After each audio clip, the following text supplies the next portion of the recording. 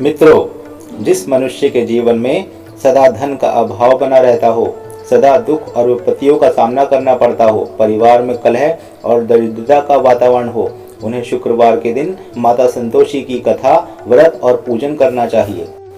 यह व्रत शुक्ल पक्ष के प्रथम शुक्रवार से शुरू किया जाता है। इस व्रत को करने वाला कथा कहते व सुनते समय हाथ में गुड़ और भुने हुए चने रखे, सुनने वाला प्रकट संतोषी माता की जय इस प्रकार जय जयकार मुख से बोलता जावे। कथा समाप्त होने पर हाथ का गुड़ और चना गाय को खिला देवे। कलश के ऊपर रखा गुड़ और चना सभी को प्रसाद के रूप में बांट देवे। बाजार से गुड़ मूल लेकर और यदि गुड़ घर में हो तो वही काम में लेकर व्रत करे। व्रत करने वाला श्रद्धा और प्रेम से प्रसन्न मन से व्रत करना चाहिए। तो चलिए अब हम माँ संतोषी की व्रत की कथा शुरू करते हैं। एक बुढ़िया थी जिसके 7 बेटे थे। उनमें से 6 कमाते थे और एक ना कमाने वाला था। यह बुढ़िया उन 6 की अच्छे रसोई बनाकर बड़े प्रेम से खिलाती और 7वें को बचा कुचा झूठन खिलाती थी, परंतु वह भूला था, अतः मन में कुछ भी विचार नहीं करता था। एक दिन वह अपनी पत्नी से बोला, देखो मेरी माता को मुझसे कितना प्रेम है। पत्नी बोली, वह तुम्हें सभी का झूठन खिलाती है, फिर भी तुम ऐसा कहते हो, चाहे तो तुम समय आने पर देख सकते हो। एक दिन बहुत बड़ा त्योहार आया। बुढ़िया ने 7 प्रकार के भोजन और चूरमे के लड्डू बनाए। 7वां लड़का यह बात जांचने के लिए सिर दुखने का बहाना करके पतला कपड़ा ओढ़कर सो गया और देखने लगा। माँ ने उनको बहुत अच्छे से आसन पर बिठाया और 7 प्रकार के भोजन और लड्डू परोसे। वह उन्हें बड़े प्रेम से खिला रही है। जब वह 6 उठ गए तो माँ ने उनकी थालियों से झूठन इकट्ठी की और उनसे एक बड़ा लड्डू बनाया। फिर वह 7वें लड़के से बोली, अरे रोटी खा ले। वह बोला, माँ मैं भोजन नहीं करूँगा, मैं तो परदेश जा रहा हूँ। माँ ने कहा, कल जाता है तो आज ही चला जा। वह घर से निकल गया। चलते समय उसे अपनी पत्नी की याद आई जो गौशाला में कंडे थाप रही थी। वह बोला, हम विदेश को जा रहे हैं, आए कछु काल, तुम रहियो संतोष से धर्म अपनो पाल। इस पर पत्नी बोली, जाओ पिया आनंद से, हमारी सोच हटाए, राम भरोसे हम रहे, ईश्वर तुम्हें सहाय, देह निशानी आपनी, देख धरू में धीर, सुधी हमारी ना बिसारियो, रखियो मन गंभीर। इस पर वह लड़का बोला, मेरे पास कुछ नहीं है, यह अंगूठी है सो ले लो और मुझे अपनी कोई निशानी दे दे। वह बोली, मेरे पास क्या है, ये गोबर भरे हाथ हैं। यह कहकर उसने उसकी पीठ पर गोबर भरे हाथ की थाप मार दी। वह लड़का चल दिया। ऐसा कहते हैं इसी कारण से विवाह में पत्नी पति की पीठ पर हाथ का छापा मारती है। चलते समय वह दूर देश में पहुंचा। वह एक व्यापारी की दुकान पर जाकर बोला, भाई मुझे नौकरी पर रख लो। व्यापारी को नौकर की जरूरत थी, अतः वह बोला, तनख्वाह काम देख कर देंगे, तुम रह जाओ। वह सवेरे 7 बजे से रात की 12 बजे तक नौकरी करने लगा। थोड़े ही दिनों में सारा लेन देन और हिसाब किताब करने लगा। सेठ के 7-8 नौकर चक्कर खाने लगे।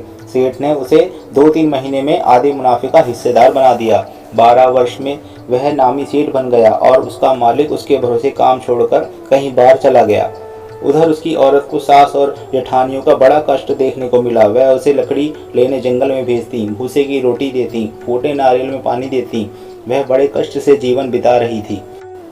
एक दिन जब वह लकड़ी लेने जा रही थी तो रास्ते में उसने कई औरतों को व्रत करते देखा। वह उनसे पूछने लगी, बहनों ये किसका व्रत है, कैसे करते हैं और इससे क्या फल मिलता है। एक स्त्री बोली, यह संतोषी माता का व्रत है, इसके करने से मनोवांछित फल मिलता है। इससे गरीबी, मन की चिंताएं, राज के मुकदमे, कलह, रोग नष्ट होते हैं और संतान सुख, धन, प्रसन्नता, शांति, मन पसंद वर मिले व बाहर गए पति के दर्शन होते हैं। उसने उसे पूरे व्रत की विधि बता दी। उसने रास्ते में सारी लकड़ियां बेच दी व गुड़ और चना ले लिया। उसने व्रत करने की तैयारी की। उसने सामने एक मंदिर देखा तो पूछने लगी, यह मंदिर किसका है। वह कहने लगे, यह संतोषी माता का मंदिर है। वह मंदिर में गई और माता के चरणों में लौटने लगी। वह दुखी होकर विनती करने लगी, माँ मैं अज्ञानी हूँ, मैं बहुत दुखी हूँ, मैं तुम्हारी शरण में आई हूँ, मेरा दुख दूर करो। माता को दया आ गई। एक शुक्रवार को उसके पति का पत्र आया और अगले शुक्रवार पति का भेजा हुआ धन मिला। अब तो जेठ, जेठानी और सास नाक से कोड़कर कहने लगे, अब तो इसकी खातिर बढ़ेगी, यह बुलाने पर भी नहीं आएगी। वह बोली, पत्र और धन आवे तो सभी को अच्छा है। उसकी आंखों में आंसू आ गए। वह मंदिर में गई और माता के चरणों में गिरकर बोली, हे माँ, मैंने तुझसे पैसा कब मांगा था? मुझे तो अपना सुहाग चाहिए। मैं तो अपने स्वामी के दर्शन और सेवा मांगती हूँ। तब माता ने प्रसन्न होकर कहा, जा बेटी, तेरा पति आवेगा। वह बड़ी प्रसन्नता से घर गई और घर का कामकाज करने लगी। उधर संतोषी माता ने उसके पति के स्वप्न में घर जाने और पत्नी की याद दिलाई। उसने कहा, माँ, मैं कैसे जाऊँ? परदेश की बात है, लेन देन का कोई हिसाब नहीं है। माँ ने कहा, मेरी बात मान। सवेरे नहा धोकर मेरा नाम लेकर घी का दीपक जलाकर दंडवत करके दुकान पर बैठना। देखते देखते सारा लेन देन साफ हो जाएगा, धन का ढेर लग जाएगा। सवेरे उसने अपने स्वप्न की बात सभी से कह सुनाई तो सब उसकी दिल लगी उड़ाने लगे। वह कहने लगे कि कहीं सपने भी सत्य होते हैं। एक बूढ़े ने कहा, भाई, जैसा माता ने कहा है वैसे करने में क्या डर है? उसने नहा धोकर माता को दंडवत करने घी का दीपक जलाया और दुकान पर जाकर बैठ गया। थोड़ी ही देर में सारा लेन देन साफ हो गया, सारा माल बिक गया और धन का ढेर लग गया। वह प्रसन्न हुआ और घर के लिए गहने और सामान वगैरह खरीदने लगा। वह जल्दी ही घर को रवाना हो गया। उधर बेचारी उसकी पत्नी रोज लकड़ियां लेने जाती और रोज संतोषी माता की सेवा करती। उसने माता से पूछा, हे माँ, यह धूल कैसी उड़ रही है? माता ने कहा, तेरा पति आ रहा है, तू लकड़ियों के 3 बोझ बना ले। एक नदी के किनारे रख, एक यहाँ रख और तीसरा अपने सिर पर रख ले। तेरे पति के दिल में उस लकड़ी के गट्ठे को देखकर मोह पैदा होगा। जब वह यहाँ रुककर नाश्ता पानी करके घर जाएगा तब तू लकड़ियाँ उठाकर घर जाना और चौक के बीच में गट्ठा डालकर जोर जोर से 3 आवाज लगाना, सासू जी, लकड़ियों को गट्ठा लो, भूसे की रोटी दो और नारियल के खोपड़े में पानी दो। आज मेहमान कौन आया है? इसने माँ के चरण छुए और उसके कहे अनुसार सारा कार्य किया। वह तीसरा गट्ठर लेकर घर गई और चौक में डालकर कहने लगी, सासू जी, लकड़ियों का गट्ठर लो, भूसे की रोटी दो, नारियल के खोपड़े में पानी दो। आज कौन मेहमान आया है? यह सुनकर सास बाहर आकर कपट भरे वचनों से उसके दिए हुए कष्टों को भुलाने के लिए कहने लगी, बेटी, तेरा पति आया है, आ, मीठा भात खा और भोजन कर और गहने कपड़े पहन। अपनी माँ के ऐसे वचन सुनकर उसका पति बाहर आया और अपनी पत्नी के हाथ में अंगूठी देखकर व्याकुल हो उठा। उसने पूछा, यह कौन है? माँ ने कहा, यह तेरी बहू है। आज 12 बरस हो गए हैं। यह दिन भर घूमती फिरती है, कामकाज करती नहीं है, तुझे देखकर नखरे करती है। वह बोला, ठीक है, मैंने तुझे और इसे देख लिया है। अब मुझे दूसरे घर की चाबी दे दो, मैं उसमें रहूँगा। माँ ने कहा, ठीक है, जैसी तेरी मर्जी, और उसने चाबियों का गुच्छा पटक दिया। उसने अपना सामान तीसरी मंजिल के ऊपर के कमरे में रख दिया। एक ही दिन में वह राजा के समान ठाट बाट वाले बन गए। इतने में अगला शुक्रवार आया। बहू ने अपने पति से कहा, मुझे संतोषी माता के व्रत का उद्यापन करना है। वह बोला, बहुत अच्छा, खुशी से कर ले। जल्दी ही उद्यापन की तैयारी करने लगी। उसने जेठ के लड़कों को झीमने के लिए बुलाया। उन्होंने मान लिया। पीछे से जेठानियों ने अपने बच्चों को सिखा दिया, तुम खटाई मांगना जिससे उसका उद्यापन पूरा ना हो। लड़कों ने झीम कर खटाई मांगी। बहू कहने लगी, भाई, खटाई किसी को नहीं दी जाएगी, यह तो संतोषी माता का प्रसाद है। लड़के खड़े हो गए और बोले, पैसा लाओ। वह बोली, कुछ न समझ सकी, उनका क्या भेद है। उसने पैसे दे दिए और वह इमली की खटाई मंगाकर खाने लगे। इस पर संतोषी माता ने उस पर रोष किया। राजा के दूत उसके पति को पकड़ कर ले गए। वह बेचारी बड़ी दुखी हुई और रोती हुई माता के मंदिर में गई और उनके चरणों पर गिरकर कहने लगी, हे माता, यह क्या किया? हंसाकर अब तुम मुझे क्यों रुलाने लगी? माता बोली, पुत्री, मुझे दुख है कि तुमने अभिमान करके मेरा व्रत तोड़ा है और इतनी जल्दी सब बातें भुला दी। वह कहने लगी, माता, मेरा कोई अपराध नहीं है, मुझे तो लड़कों ने भूल में दल दिया। मैंने भूल से उन्हें पैसे दे दिए। माँ, मुझे क्षमा करो, मैं दोबारा तुम्हारा उद्यापन करूँगी। माता बोली, जा, तेरा पति रास्ते में आता हुआ ही मिलेगा। उसे रास्ते में उसका पति मिला। उसके पूछने पर वह बोला, राजा ने मुझे मिलने के लिए बुलाया था, मैं उनसे मिलने गया था। वह फिर घर चले गए। कुछ दिन बाद फिर शुक्रवार आया।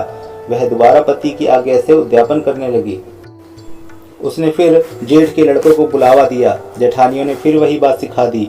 लड़के भोजन की बात पर फिर खटाई मांगने लगे। उसने कहा, खटाई कुछ नहीं मिलेगी, आना है तो आओ। यह कहकर वह ब्राह्मणों के लड़कों को बुलाकर भोजन कराने लगी। यथाशक्ति उसने उन्हें दक्षिणा दी। संतोषी माता उस पर बहुत प्रसन्न हुई। माता की कृपा से 9वें मास में उसके एक चंद्रमा के समान सुंदर पुत्र हुआ। अपने पुत्र को लेकर वह रोजाना मंदिर जाने लगी। एक दिन संतोषी माता ने सोचा कि वह रोज यहाँ आती है, आज मैं उसके घर चलूं, इसका सासरा देखूं। यह सोचकर उसने एक भयानक रूप बनाया। गुड़ व चने से सना मुख, ऊपर को सूंड के समान होठ, जिस पर मक्खियां भिन भिना रही थी। इसी सूरत से वह उसके घर गई। दहली के पांव रखते ही उसकी सास बोली, देखो कोई डाकिन आ रही है, इसे भगाओ नहीं तो किसी को खा जाएगी। लड़के भागकर खिड़की बंद करने लगे। सातवें लड़के की बहू खिड़की से देख रही थी। वह वहीं से चिल्लाने लगी, आज मेरी माता मेरे घर आई हैं। यह कहकर उसने बच्चों को दूध पीने से हटाया। इतने में सास बोली, पगली किसे देखकर उतावली हुई है, बच्चे को पटक दिया है। इतने में संतोषी माता के प्रताप से वहां लड़के ही लड़के नजर आने लगे। बहू बोली, सासू जी मैं जिनका व्रत करती हूँ यह वो ही संतोषी माता है। यह कहकर उसने सारी खिड़कियां खोल दी। सबने संतोषी माता के चरण पकड़ लिए और विनती कर कहने लगे, हे माता, हम मूर्ख हैं, अज्ञानी हैं, पापिनी हैं, तुम्हारे व्रत की विधि हम नहीं जानती। तुम्हारा व्रत भंग कर हमने बहुत बड़ा अपराध किया है। हे जगत माता, आप हमारा अपराध क्षमा करो। इस पर माता उन पर प्रसन्न हुई। संतोषी माता, आपने अपने व्रत और पूजन का जैसा फल उस बहू को दिया वैसा भी हमको भी देना। हमारे जीवन में धन की वर्षा करना, जीवन को सुख समृद्धि और शांति से भर देना।